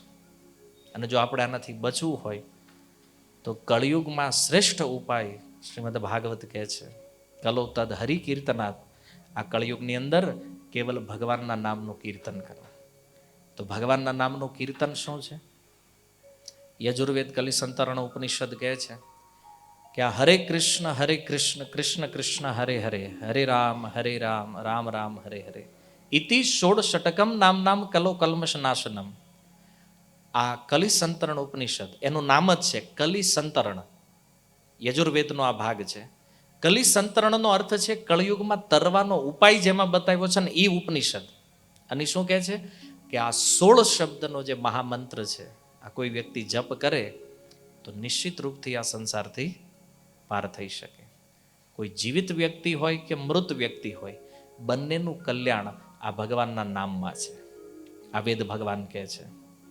અને જો વેદોમાં આપણી શ્રદ્ધા છે, વૈદિક શાસ્ત્રોમાં આપણી શ્રદ્ધા છે, તો આ મહામંત્રને જપ કરો. કારણ કે કલ્યાણ આમાં છે. ભગવાનના અનેકો નામ છે. તમારા મનમાં પણ એ પ્રશ્નો છે કે આટલા બધા ભગવાનના નામ છે, આટલા બધા મંત્રો છે, તો તમે આ મંત્ર શા માટે કહો છો? વિચારો, કળિયુગને પાર કરવાનો એક સ્પેશિયલ ઉપનિષદ છે. અને ઉપનિષદ આ સૂચન કરે છે કે આ 16 શબ્દનો જે મહામંત્ર છે, આનો જપ કરવાથી જ વ્યક્તિ કળિયુગના દોષોથી મુક્ત થશે. આ વેદ ભગવાન કહે છે. કારણ કે કળિયુગમાં અન્ય જે મંત્ર છે એનો જપ કરવાનું આપણી અંદર સામર્થ્ય પણ નથી અને યોગ્યતા પણ નથી. કારણ કે હરેક મંત્ર જપ કરવાની એક ક્વોલિફિકેશન છે, એક યોગ્યતા છે.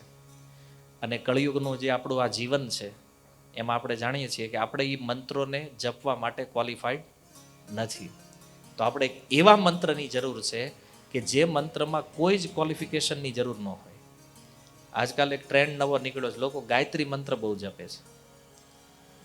અને ઘણા મોબાઈલની રિંગટોનમાં ચડાવી દીધા છે, કોઈ કે ડોરબેલમાં ચડાવ્યા, કોઈએ લિફ્ટમાં મૂકી દીધા છે. એક વસ્તુ યાદ રાખો, જેનો ઉપનયન નથી ને એને વેદ મંત્ર જપવાનો અધિકાર નથી. જેના ઉપનયન સંસ્કાર નથી થયા ને એ વેદ મંત્ર ઉચ્ચારણનો અધિકારી નથી. અને અહીંયા જુઓ ગમે એ હાલતા ચાલતા ગાયત્રી મંત્ર જપી રહ્યા છે. ફળ મળવાની વાત જાવે જો, રિએક્શન આવશે ઉલટું. ઘણા લોકો મહામૃત્યુંજય જપે છે, શિવજીના ભક્ત છે, મહામૃત્યુંજય. કેમ? મરશું નહીં, જલ્દી ઉકલી જાઓ. કારણ કે ક્વોલિફિકેશન છે નહીં જપ કરવાની. આ બધા વેદ મંત્રો છે. કોઈ સામાન્ય વ્યક્તિ આનો જપ નહીં કરી શકે, પણ આજકાલ કોઈ મૂર્ખ્યા હોય પ્રચાર કરી દો ગાયત્રી મંત્ર જપો, લોકો જપવા માંડ્યા છે. કોઈ કે મહામૃત્યુંજય જપો, જપવાનું ચાલુ કરી દીધું. ક્વોલિફિકેશન ખબર નથી વેદોની. બ્રાહ્મણત્વ પ્રાપ્ત થયા વગર આ મંત્ર કોઈ જપ થાય નહીં. અને એટલા માટે મંત્ર જપ તો લોકો કરી લે છે, પણ ફળ મળવાના બદલે રિએક્શન જલ્દી આવી જાય છે. ફળ તો દૂરની વાત છે, રિએક્શન પહેલા આવે છે. એટલા માટે શાસ્ત્રએ વિચાર કરીને એક મહામંત્ર આપ્યો છે કે કળયુગની અંદર ખબર છે કે લોકોની ક્વોલિફિકેશન નથી, એટલે એવા લોકો માટે આ હરે કૃષ્ણ મહામંત્ર છે કે આ મંત્ર જપ કર્યા પછી અન્ય કોઈ મંત્રની આવશ્યકતા રહેતી. જો બીજા મંત્ર ખોટા છે એવું નથી, પણ એ મંત્રનો જપવાનો આ સમય પણ નથી અને આપણી યોગ્યતા પણ નથી. તો આપણે જપ કરી, સામાન્યથી સામાન્ય વ્યક્તિ ભગવાનનું નામ લઈ શકે એટલા માટે આ મંત્ર. કારણ કે આ ભલે છે મંત્ર વેદનો, પણ આમાં ભગવાનના નામ સિવાય બીજું કાંઈ છે. હરે કૃષ્ણ મહામંત્ર જે છે આમાં કેવલ હરિનામ છે અને ભગવાનના નામ જપનો કોઈ નિયમ હોતો. સ્તત્રાર્પિતા નિયમિત સ્મરણે ન કાલ. નામ માટે કોઈ નિયમ નથી. અને એટલા માટે કલિસંતરણ ઉપનિષદ કહે છે કે કળયુગના દોષોથી મુક્ત થઈને ભવસાગર પાર જેણે કરવું છે એણે આ 16 શબ્દનો મહામંત્ર જપ કરવો જોઈએ. આ સાર છે. તો અહીંયા આપણું આ બધું જે કન્ફ્યુઝન જે છે એને આ વેદ ભગવાન દૂર કરે છે. તો આપણી જો ઈચ્છા હોય કે પાર થવું છે તો મહામંત્રનો આશ્રય લ્યો. અને એમ હોય કે હજી આંટા ફેરા મારવા છે, પછી થોડુંક 2-4 જન્મ મજા કરવી પછી જોઈએ. ઘણાને એમ હોય કે હજી ઘણું ભોગવવાનું બાકી રહી ગયું છે. તો આજે જપ કરશો કે અનેક વર્ષો પછી કે અનેક જન્મો પછી, ભગવાન નામ સિવાય આપણો કોઈ આશ્રય આ કળયુગમાં છે. તો ચૈતન્ય મહાપ્રભુ કહે છે કે બુદ્ધિમાન વ્યક્તિ છે જે ભગવાનના નામ સંકીર્તનનો આશ્રય લઈ અને આ કળયુગમાં ભગવાનનું ભજન કરે છે. તો આ નામ સંકીર્તન આપણો પણ ઉદ્ધાર કરે છે અને સાથે સાથે જેટલા લોકો શ્રવણ કરે, સાંભળે છે, આ બધાનો ઉદ્ધાર કરવા માટે આ નામ સામર્થ્યવાન છે. અને નામથી વધારે મોટું ભજન બીજું કોઈ નથી. કળયુગનો આ સરળ માર્ગ છે. ભજન કરવા વાળા માટે આ સોનાનો યુગ છે. અને એટલા માટે આપણી જો ઈચ્છા છે કે આપણે મુક્ત થવું છે તો આ મહામંત્રનો આશ્રય લો, કોઈ પણ પૂર્વાગ્રહ વગર. કારણ કે તો વેદ મંત્ર છે, વેદ આજ્ઞા છે. તો વેદ તો બધા માટે છે. વેદ કોઈ સાંપ્રદાયિક વિષય નથી કે ખાલી પર્ટિક્યુલર કોઈ સંપ્રદાય જ માનતા હોય એવું નથી. વેદ તો સંપૂર્ણ માનવ જાતિ માટે છે. તો આ વેદમાં બતાવેલો આ ઉપાય છે કળયુગમાંથી તરવાનો. તો આપણે પણ જો ઈચ્છા રાખીએ છીએ કે પાર થઈને પાછું આ જન્મ મરણ રૂપી પ્રવાહમાં નથી પડવું, ફરી ફરીને જન્મ લેવો, ફરીથી મરવું, આ બહુ સારી વસ્તુ નથી, શાસ્ત્ર કહે છે. અને આમાંથી જો બહાર રહેવું હોય તો આ સરળ ઉપાય છે. અને ટાઈમે બહુ સારો છે. કળયુગ આપણો જન્મ થયો છે આ ટાઈમે. સતયુગમાં આવ્યા હોત તો તપ કરીને રાફડા થઈ જાત ઉપર, મેળ ન પડે ને. એમ ત્રેતાયુગમાં ઓલા યજ્ઞમાં સ્વાહા સ્વાહા કરીને ધુમાડા ખાઈને મરી ગયા હોત તો એ ભગવાન મળે કે નહીં નક્કી નથી. દ્વાપરમાં અર્ચન કરીને જીવન પૂરું થઈ જાત તોય ભગવાન મળ્યા કે નહીં નિશ્ચિત નથી. પણ કળયુગમાં જેણે નામનો આશ્રય લીધો એ બધાને મળ્યા છે. આ યુગ પ્રમાણ છે. અને ભાગવત કહે છે કે નારાયણ પરાયણ ભક્ત જેટલા કળયુગમાં થયા છે આટલા ભક્તો અન્ય કોઈ યુગમાં આવ્યા નથી. તો ભજન વાળા માટે આ યુગ સારામાં સારો છે. ભોગ વાળા માટે સૌથી ખરાબ અને ભજન માટે સૌથી સારો. ભગવાનનું નામ જપો, ભગવાનના ધામમાં જાઓ. સ્કીમ હારી છે, મોજ આવે તો લાભ લઈ લો. હરે કૃષ્ણ. શીલ પ્રભુપાદ કી. નિતાય ગૌર પ્રેમાનંદે.